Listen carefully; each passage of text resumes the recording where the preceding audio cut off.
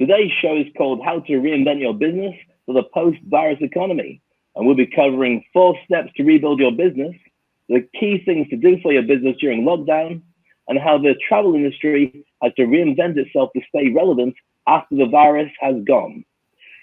Coming live from Houston with Ernesto Verdugo and Dubai with Dave Crane, this is the Toilet Paper Diaries.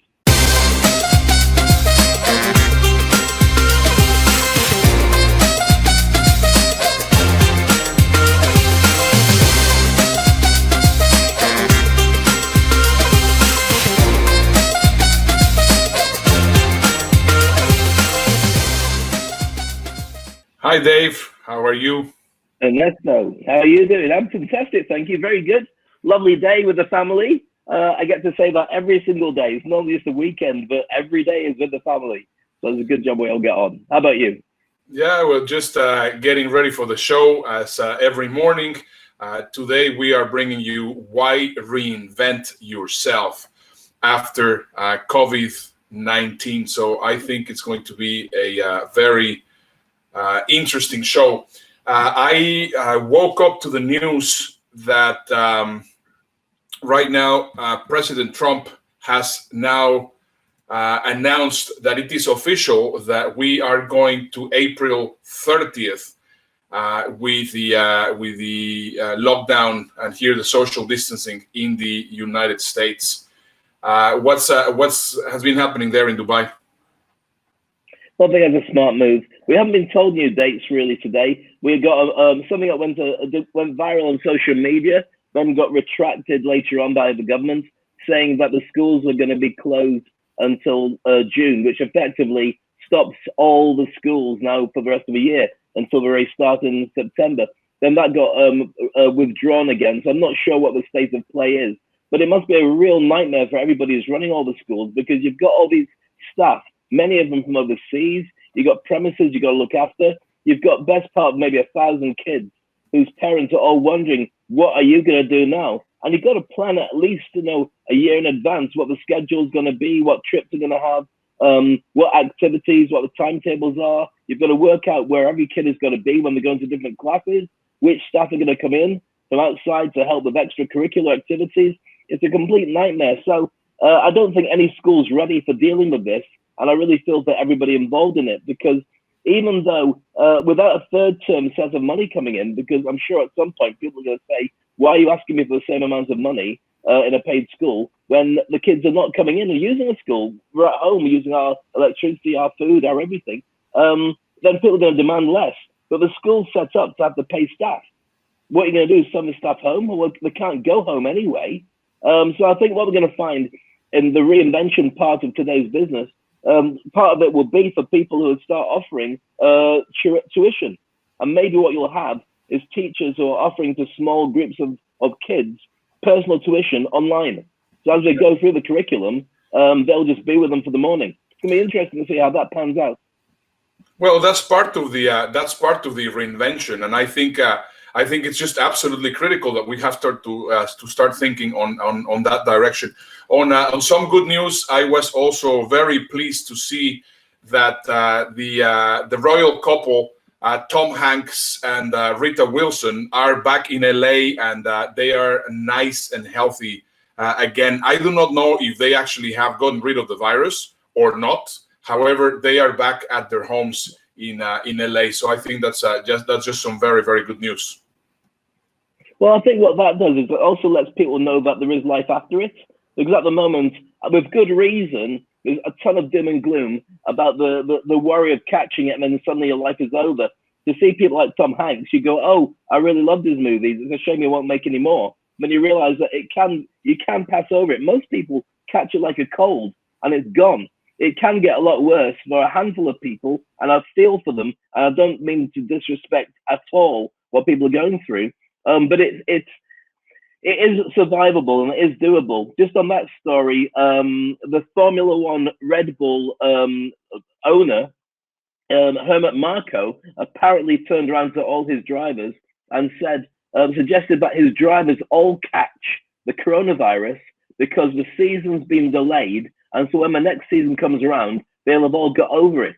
Now that's since been I mean, the Sun said, no, that's not what he was saying, or any of the stuff, that spin it normally goes. But I'm sure there's a lot of people are thinking the same thing. You know, he was saying we're all young drivers, they're all physically strong, they'll all be able to get over it. So let's just get back into action as soon as possible. And then we can get back into practice. I guess that's where his head was at. And a lot of people were thinking that, certainly about the US. Let's go back to business, and we'll count the problems of people that drop compared to the actual benefits of getting our economy up and running. For me, I can't even breathe in that direction. I can't even think like that. So I understand for some people in their business world, that's the way they see them. So it's going to be interesting to see how the future rewards people afterwards for the things that they say during the crisis. Yeah, it's really crazy. I mean, right now we could be reporting and, of course, getting political because, of course, some politicians here in Texas have been also saying that, well, you know, I mean, I think the older people are to spare if that's actually the cost to improve the economy, and that's also a little bit weird. So I think it's much better that we stay away from that kind of topic, and let's cover another topic, which I think is going to be quite funny. I was reading that Tinder is actually saying everywhere that you have to protect yourself. And also the other thing, which I think is really funny, it's those memes which are saying that after the lockdown is over, there's going to be a baby boom. And the kids born during this time are going to be the coronarians. And in my eyes, what I am thinking is, well, you know, I mean, in this moment, do you actually really want to be exchanging bodily fluids? I mean, it's just weird. I mean, actually, they are saying from the World Health Organization and some other serious websites that you should only practice essential sex. So can somebody explain to me what essential sex is? Yeah, the last 30 seconds. Anyway, moving on. I think there's going to be more blind people than actually more population, but that's another topic. Let's not go there. Moving on swiftly with this very serious show all about how to reinvent yourself and your business during the coronavirus and beyond. We've got quite a lot of stuff to go through today, which is really exciting, Ernesto. I know that we've been putting a lot of thought to that. And one of the things we've been talking about was the travel industry. And the travel industry is just frozen, making it virtually impossible for people to get out anywhere during the lockdown. We talked about the states that are locking down, and certainly in the case of where we are right now in Dubai, you're locked inside your own house between the hours of 8 p.m. until 6 in the morning. It's really discouraged, and you get into trouble if you do go out, because that's when they're spraying everything, sanitizing it to make sure it stays safe. And so that's a big challenge for everybody. But the airlines, I can't even imagine how difficult it is for them. That is correct. So that's why we got in touch with our expert and correspondent on the travel industry, the executive director of the U.S.-Mexico Chamber of Commerce, Pete Garcia. And Pete Garcia is going to bring us a report on what's going on in the airline industry. So let me just check with Pete. Pete should be there waiting for us. Hi, Pete. Are you there? Ernesto, Dave, thanks for having me. Pete Garcia coming to you from Houston, Texas. I want to talk a little bit about health versus economy. This event, this health crisis, is going to impact the travel and tourism industry much greater than 9/11.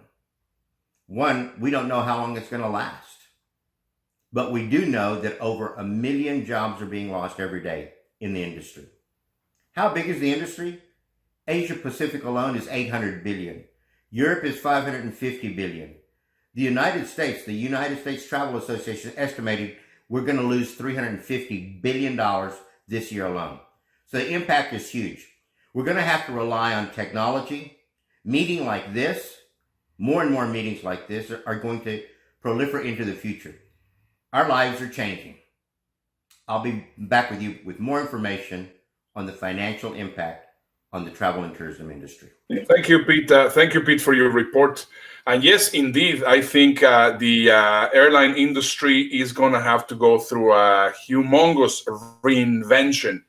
And this is one of the reasons why we wanted to do this specific show on reinventing yourself. And I think one of the things that we're going to have to start thinking is, as from right now, most people are going to start thinking recession. And in my eyes, I believe very strongly that recession is just a term that we have to change, and we have to start to think, instead of recession, we should be thinking of reinvention. This is just going to be another very interesting time for us to move forward. And every time that I think of reinvention, I have to think of Madonna. Madonna, I think, in my eyes, is the absolute master of reinvention. If you think about it, she has been relevant for the past 40 years. And the reason why she keeps on herself relevant is because she keeps on reinventing herself. So once again, the airline industry is going to have to look for opportunities for reinventing themselves. Teachers, as Dave was mentioning a little bit earlier, is going to have to start thinking of ways on how to reinvent themselves.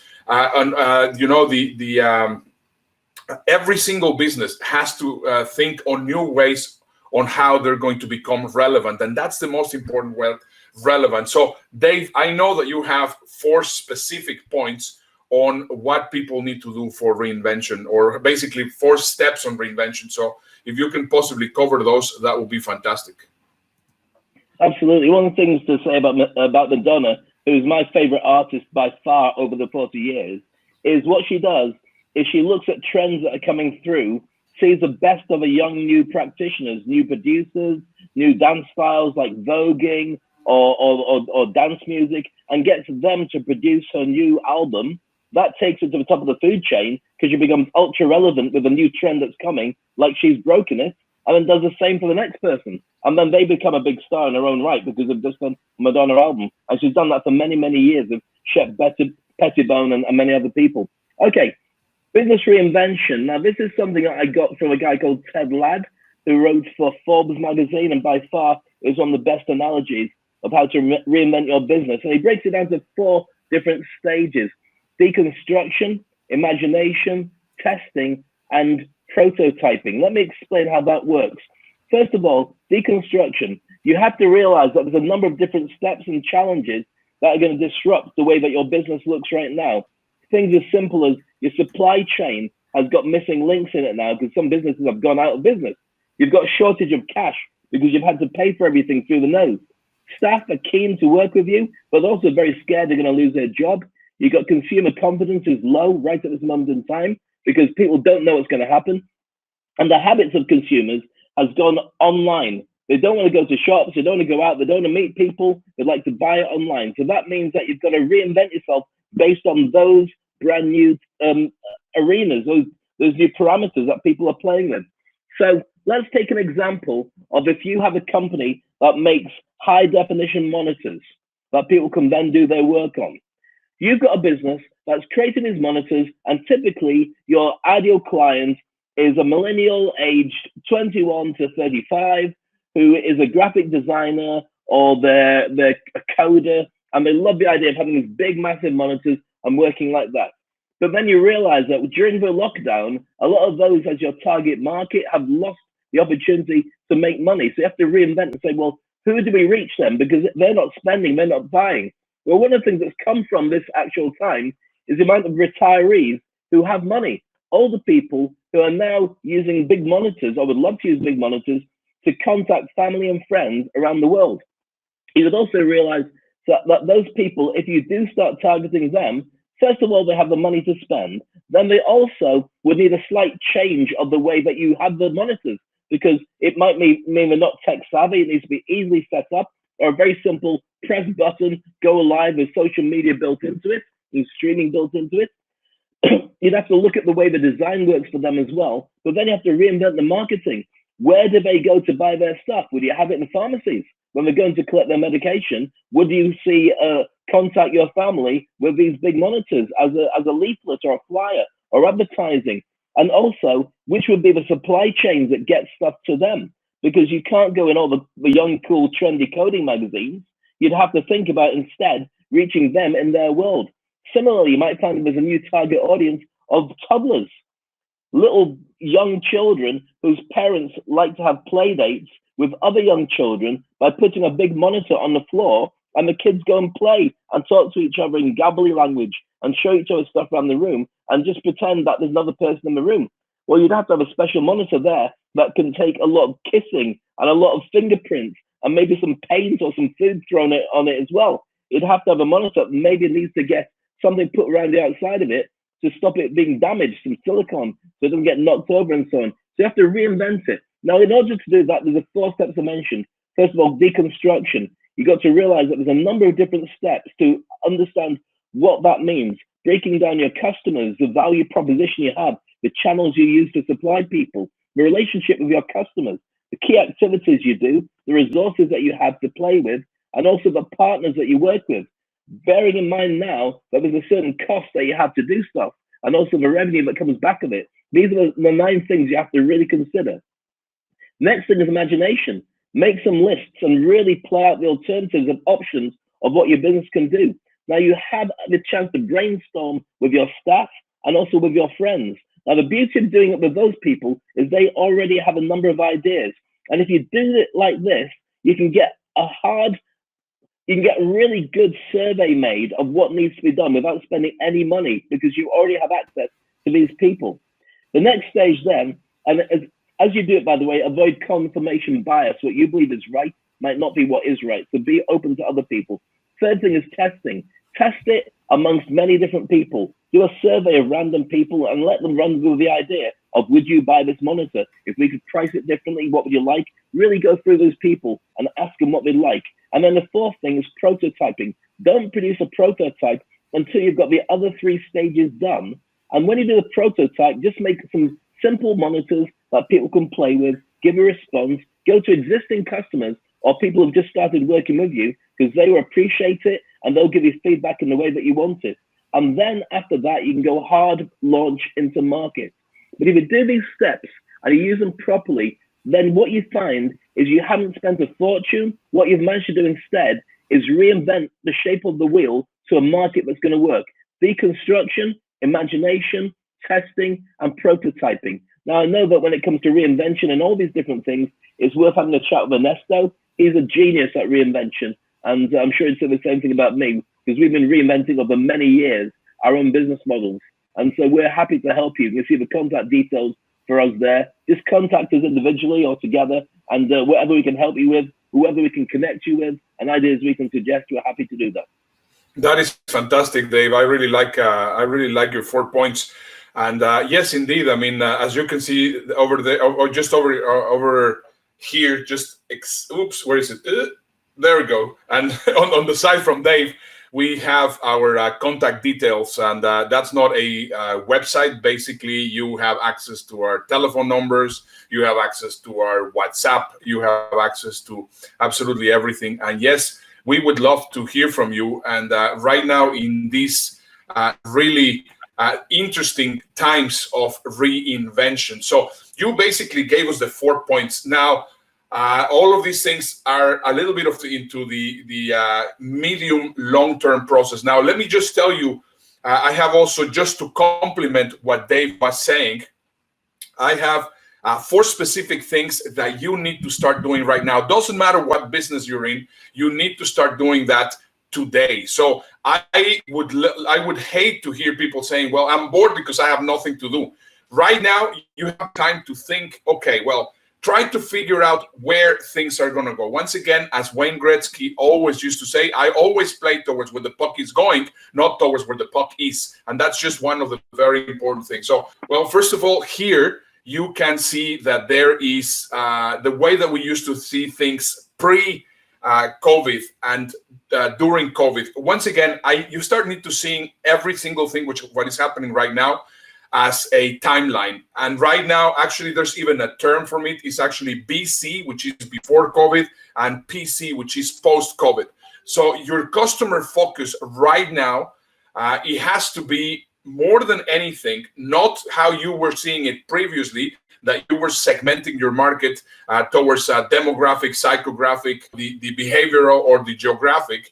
But right now, you need to start figuring out who are those customers which already see you as somebody of value. And right now, you have to think yourself as somebody that I really would like to work with him or her. And this is one of those incredibly important things that you need to do. Now, the next thing are exactly the 4 points of what you need to be doing at this point. So right now, if you are thinking, well, what am I going to do for my business? Here are 4 tips, and write them down because they're incredibly important. First of all, you have to focus once again in your grassroots clients, the people which already know that you're valuable. Those are the guys that you need to be dealing with. Those are the guys that you need to be in touch with, that you have to be working with. That's incredibly important. Second, you have to have some time to reinvent yourself. You're going to be, right now we are cocooning, and we don't want to come out or remain a larva for the rest of our lives. We, of course, want to come out as a beautiful fly, which is exactly what you should need to be working on right now. Step number 3, which is the bottle on this slide, is that you need to recalibrate your message, as we were saying yesterday. How am I going to be positioning myself? Because that's actually the key, positioning yourself during and after the post-coronavirus time. And last thing is, you're going to have to start creating content on a regular basis for social media. And this is an important aspect that I want you to understand. You should not be only creating content for the sake of creating content and sharing memes or whatever. You need to create content which is going to help you position yourself correctly in the marketplace. It doesn't matter in which business you're in. Yesterday, we shared already the example of KLM, and I think the information that we shared about KLM was great, how they were positioning themselves. But more than anything, you have to figure out, well, how would I like right now? I mean, right now people are concerned with a lot of other things. How would I like to them to see me? And this is one of the reasons why we are doing this show every single day. I mean, it is an effort. I mean, this is also something that it's not an easy thing to put a daily show, to come up with content on a daily basis. But we want to know that we are serious about helping people. This is exactly who we are, and this is exactly what we do. So now our point for you to think is, how are you going to position yourself into the marketplace? We started at the very, very beginning of the curve, and what we have seen is that now more and more people are actually creating these kind of shows into their own communities. So we feel great because, of course, we were the ones that started this trend, and we're incredibly proud about it. Right, Dave? Absolutely, Ernesto. And I think you're absolutely right. There's so much opportunity now, if you embrace it, to really just make those changes. And also pay attention to what's going on around you, because you might be completely wrong. You might find that amongst the things that you've been selling or sharing or doing as a service or product, there's one thing that's so suited to the way that people are right now, and you've overseen it because you didn't think it was very important, but it might be the one that really comes through for you. And I think that the key to it right now is staying afloat. I'll tell you one thing that's really interesting on that subject is I think this World Health Organization, I was reading about this morning, changing the phraseology. So now we're not practicing social distancing, it's physical distancing. We want to practice social connection, but physical distancing. There's a real mindset change with that, because it means that we become closer as a global entity through the internet, and we still observe the gaps that we need to have to stay safe from being infectious, and also catching stuff from other people too. Yeah, that's absolutely true, and I think it's the way that we see things is also, we should not, for example, we should not be thinking about being stuck at home. I have received yesterday about 5 or 6 different emails of people saying, stuck at home, go and do this online. Stuck at home, do this. We're not stuck at home. We are safe at home. And that's the way to actually think about it. And that is just absolutely critical. Dave, we are running out of time. So I always try to include a little bit of a laughter moment. And I think I would like to possibly bring now something which I found recently on the internet. Have a look. Oh yeah, touch that something. think you understand. Now I need a scrubbing. I gotta wash my hands. I gotta wash my hands. I gotta wash my hands. Don't sneeze next to me. Watch where those droplets land to freeze this disease. I gotta wash my hands. I gotta wash my hands. I gotta wash my hands. 'Cause if I catch it, I'll feel crappy inside. I even want my latex gloves. Sanitized, sanitized, sanitized. Yeah, I learned this one thing, the 20-second plan. Now my water's running. I gotta wash my hands. I gotta wash my hands. I gotta wash my hands. 'Cause if I catch it, I'll feel crappy inside. I even want my latex gloves. Sanitized, sanitized, sanitized. Yeah, touch that something. I think you understand. Now I need a scrubbing. I gotta wash my hands. I gotta wash my hands. I gotta wash my hands. I gotta wash my hands. Great advice from the Beatles, Dave. Wasn't it awesome? On that bombshell, have a great evening. Look after yourselves. Stay safe. And make sure you wash those hands.